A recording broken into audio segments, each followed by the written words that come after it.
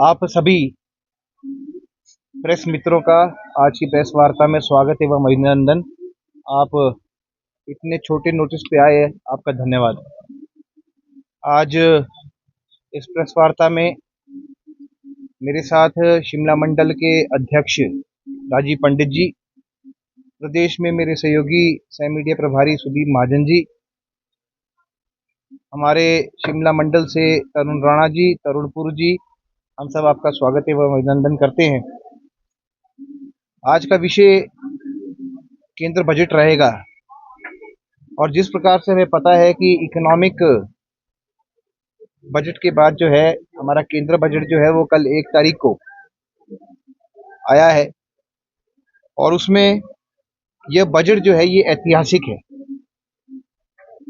और जिस प्रकार से प्रधानमंत्री नरेंद्र मोदी जी एवं केंद्र की सरकार विकसित भारत की तरफ काम कर रही है, उसकी नींव है। आप देखेंगे 2025 और 26 का ये बजट,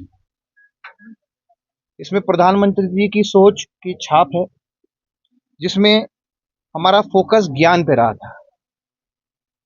और ज्ञान जिस प्रकार से आपको पता है कि हम गरीब, युवा, अन्नदाता एवं नारी शक्ति के लिए सकारात्मक रूप से काम करते हैं।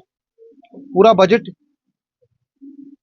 इसी ज्ञान के आसपास का फोकस में रहा और किस प्रकार से युवा शक्ति अपने पैरों पे खड़े हुए और आगे भारत को सुदृढ़ रूप से आगे ले जाए, उसके ऊपर इस बजट का पूरा फोकस रहा। साथ में विकास को बढ़ावा देने वाला ये बजट है और ये बजट जो है मिडिल क्लास का बजट है। ये पहली बारी हुआ है कि हमारे मिडिल क्लास के बारे में किसी ने सोचा है और यहीं से ये बजट जो है ये पूरे विश्व का चर्चा बन गया। आज से पहले कभी ऐसा नहीं हुआ। आप देखेंगे कि किस प्रकार से केंद्र सरकार ने मिडिल क्लास को राहत प्रदान की है। एक लंबी डिमांड जो है वो मिडिल क्लास की थी, जो पूरी की गई है और भारतवर्ष में इससे सीधा सीधा 6 करोड़ देशवासियों को लाभ हुआ है, इसकी तादाद कम नहीं होती।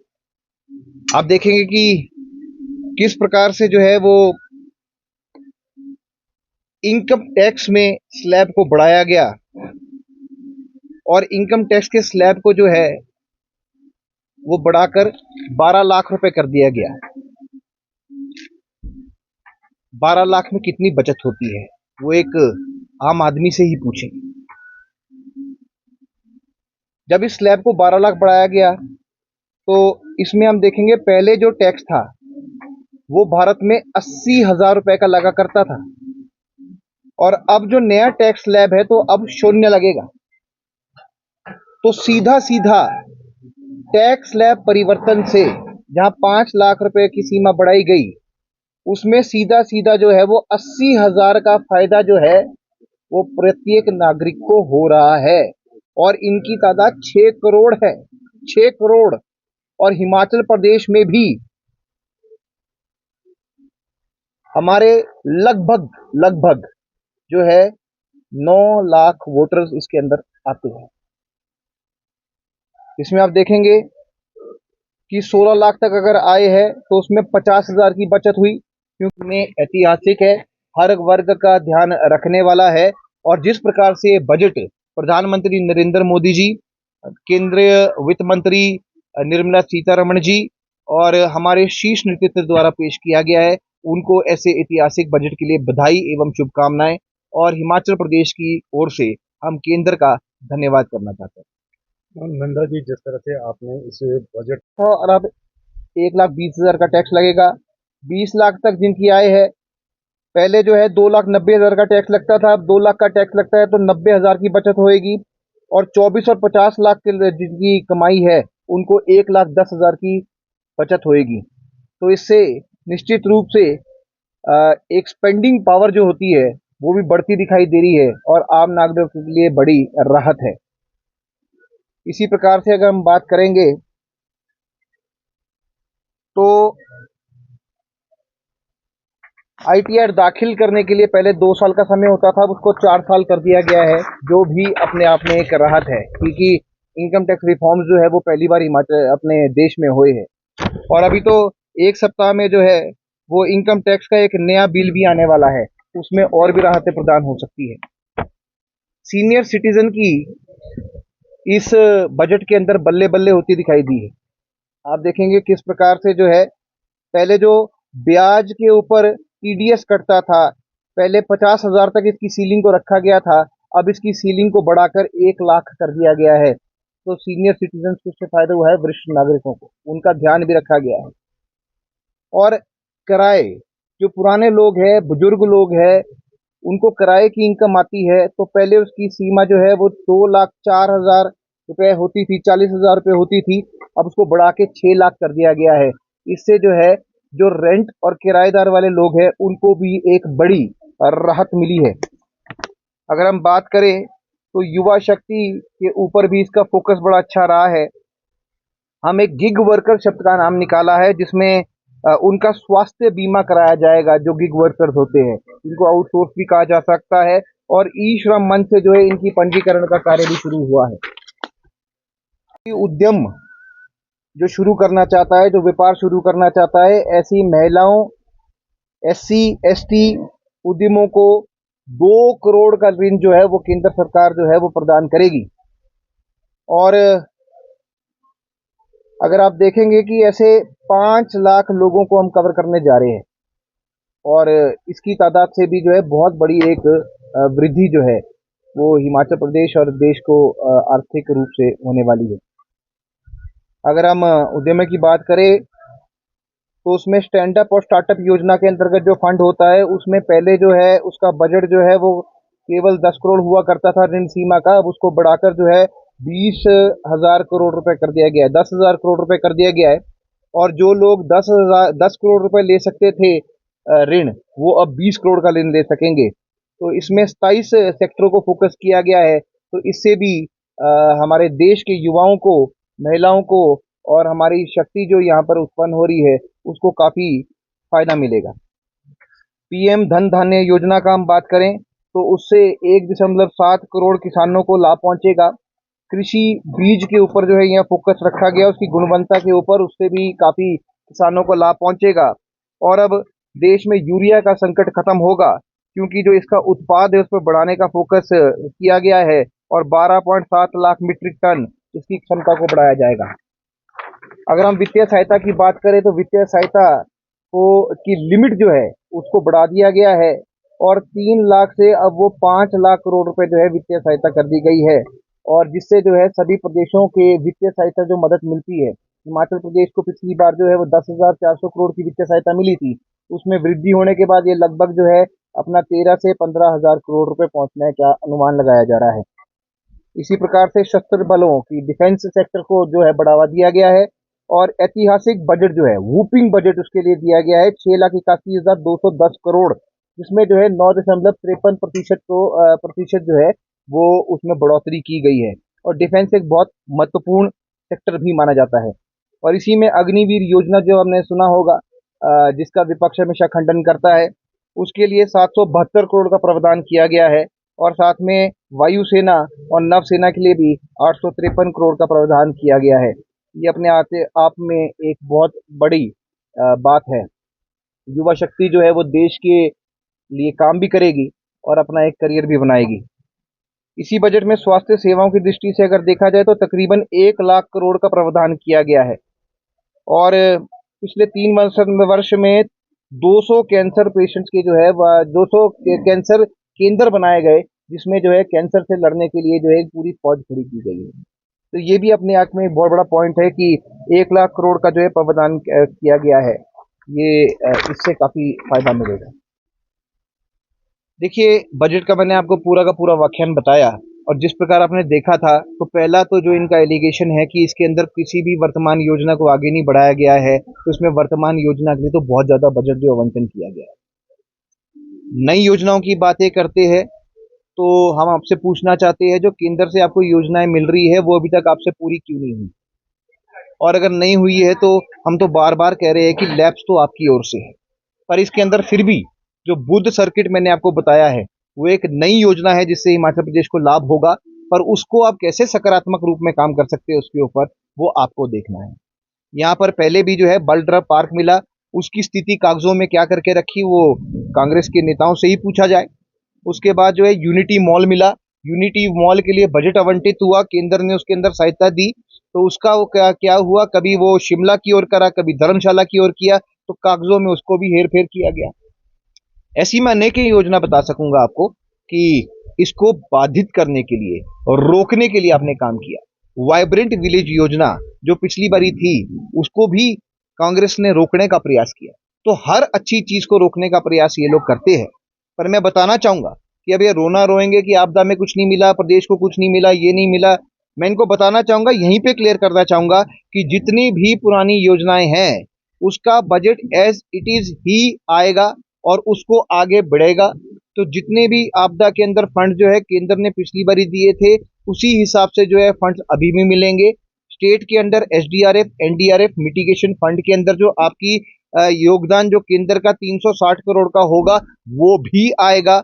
और आपको प्रधानमंत्री आवास योजना, प्रधानमंत्री ग्राम सड़क योजना और आपके जितने भी यहाँ पे फंड जो मैं मेंशन कर सकता हूँ उसमें निरंतर निरंतर फंड आएगा, उसको रोका नहीं जाएगा। और मनरेगा के अंदर जो 100 करोड़ रुपए आपको हर साल आता है वो तो आएगा ही आएगा। तो हम ये बोलेंगे कि हिमाचल प्रदेश तो फायदे में ही रहेगा और छोटा प्रदेश है, अच्छा प्रदेश है, सकारात्मक प्रदेश है।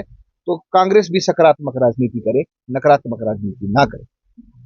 एफडीआई का निवेश जो है वो बढ़ा दिया गया है, उसको 74% से 100% कर दिया गया है। तो बाहर से जो एफडीआई है उसका भी इनफ्लो बढ़ेगा। खिलौनों के निर्माण के लिए जो है वो भारत को एक हब बनाने का निश्चित किया गया है। तो इससे हिमाचल प्रदेश के औद्योगिक क्षेत्र में भी कहीं ना कहीं खिलौने की फैक्ट्री लगने का संकेत मिलता है। पेयजल योजना और स्वच्छ भारत के लिए 74,226 करोड़ रुपए का आवंटन किया गया है। तो इससे भी काफी फायदा होगा। और आधुनिकरण जो जिलों के स्तर पर होना है उससे 300 करोड़ रुपए जो है वो मिलेगा। तो जिले में जो आपके नगर परिषद पंचायतें हैं उनमें भी काफी वृद्धि होती दिखाई दे रही है। भारत में परमाणु ऊर्जा के लिए 20,000 करोड़ का आवंटन और साथ में जो है जो कॉलेज की सीटें बढ़ी है उसमें भी काफी ज्यादा जो है वो फायदा हिमाचल को होता दिखाई दे रहा है। क्योंकि इसमें जो है कुल मिला के शिक्षा के क्षेत्र के लिए बड़ा प्रावधान किया गया है। और मेडिकल कॉलेजेस के अंदर हिमाचल प्रदेश में 6 है, पर पूरे भारतवर्ष में जो है 10,000 सीटें की बढ़ोतरी की गई है। शिक्षा बजट की अगर हम बात करें तो 1,28,650 करोड़ का प्रावधान किया गया है, जो कि पिछले साल की तुलना में 6% से 7% की वृद्धि दिखाता है। 50,000 स्कूलों में जो है वो अटल लैब खोले जाएंगे और उसका भी बहुत बड़ा फायदा जो है वो बच्चों को होगा। क्योंकि जब लैब फैसिलिटीज मिलती है उससे जो है बच्चों जो है वो काफी विकसित होते हैं। पर हिमाचल प्रदेश में तो कहीं ना कहीं जो है स्कूल बंद करने की बात करी जा रही है, कॉलेज बंद करने की बात करी जा रही है। इसको रोकना चाहिए और अब तो अटल लैब जैसी योजनाओं का जो है फायदा उठाना चाहिए।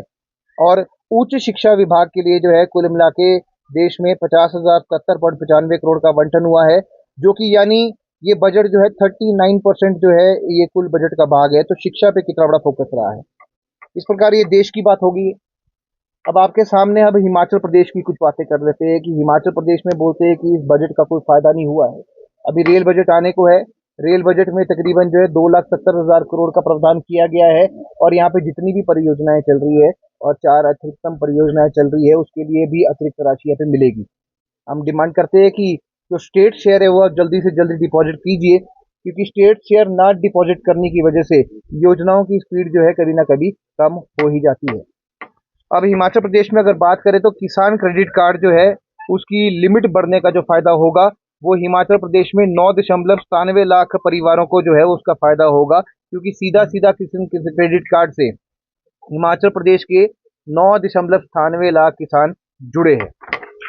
इसी प्रकार अगर हम बात करेंगे कि हम हिमाचल प्रदेश को जो है वो एक केंद्र लोन देती है और वो लोन जो है वो ब्याज मुक्त होता है। तो 50 वर्ष के लिए केंद्र जो है वो लोन देगी, जिससे हिमाचल प्रदेश के विकास को सुदृढ़ीकरण होगा।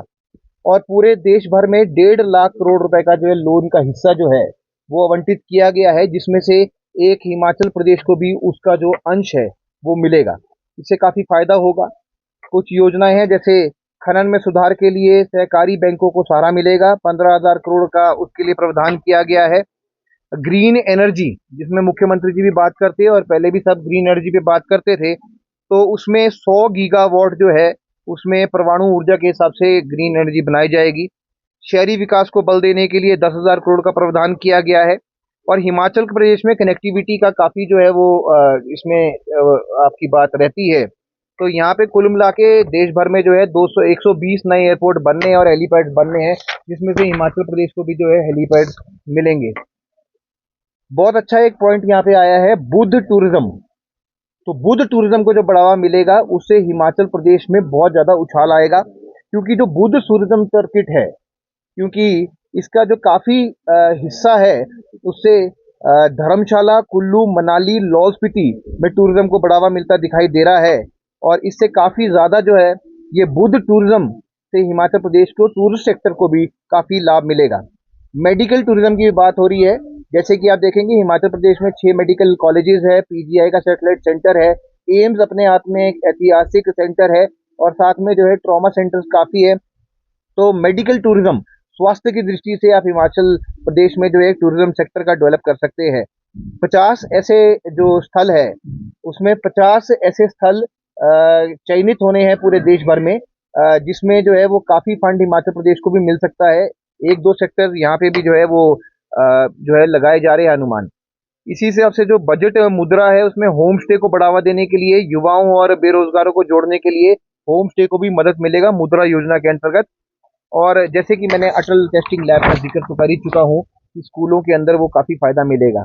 ज्ञान भारतम मिशन के अंदर हिमाचल प्रदेश को 1 करोड़ का सहारा मिलेगा। और साथ में मेडिकल कॉलेज में सीटें बढ़ी है, उसका भी निश्चित रूप से हिमाचल प्रदेश को बड़ा लाभ होगा। प्रधानमंत्री धन धान्य कृषि योजना के अंतर्गत मैं भूलना नहीं चाहूँगा कि किसान के बारे में मैं स्टेटमेंट पढ़ रहा था कि किसानों को कोई लाभ नहीं हुआ है, पर इसमें बजट के अंदर जो है इस सेक्टर के अंदर 9% की बढ़ोतरी की गई है, जिससे लगभग हिमाचल प्रदेश के किसानों को 150 करोड़ रुपए का अतिरिक्त बजट जो है वो आवंटित किया जाएगा।